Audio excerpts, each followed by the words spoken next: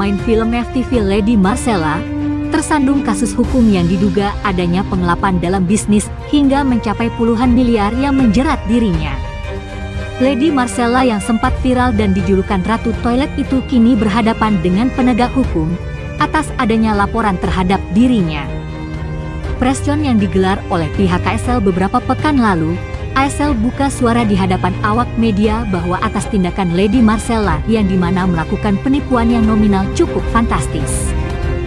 Kasus ini terjadi sudah lama, namun kini kembali muncul. Pihak Lady Marcella membantah adanya pernyataan dari pihak KSL itu tidak benar. Lantas kuasa hukum Lady Marcella akhirnya buka suara terkait peristiwa tersebut.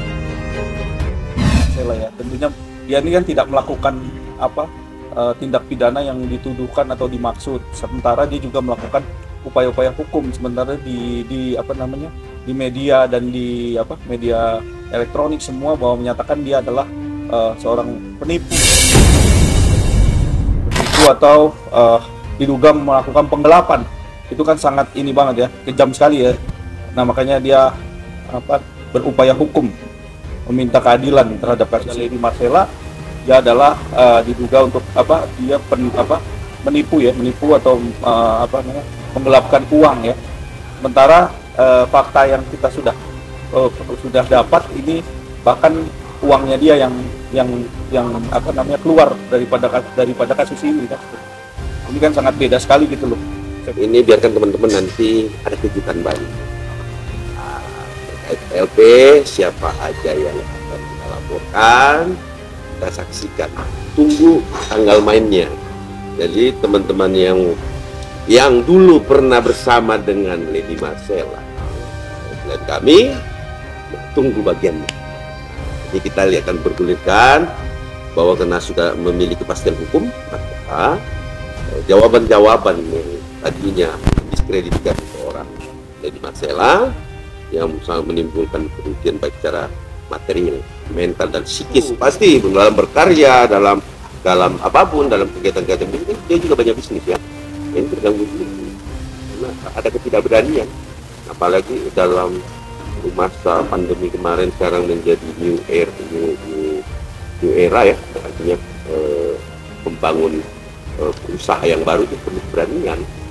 Ini yang menjadi yang menurut saya lihat secara fakta dan fisik itu juga seperti diri itulah.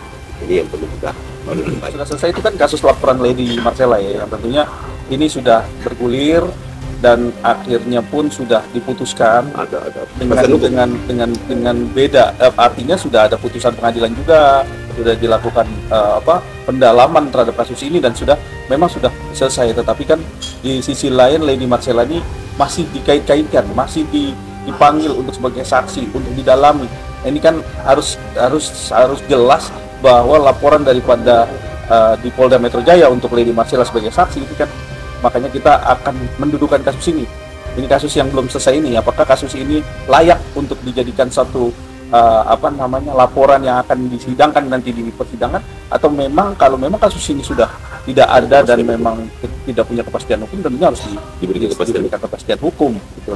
Nah, itu yang harus pihak kepolisian menjawab semua tabir ini yang selama ini kita juga masih menunggu nih, ya kan?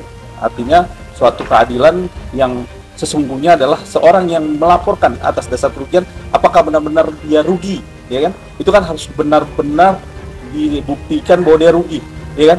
Nah, itu yang harus dibuktikan. Yang kedua, kalau memang ada orang ya yang melakukan tindak pidana, cepat-cepat dong ditangkap, cepat-cepat dikasih kepastian hukum, diproses secara hukum yang sesuai dengan KUHP ya tentunya.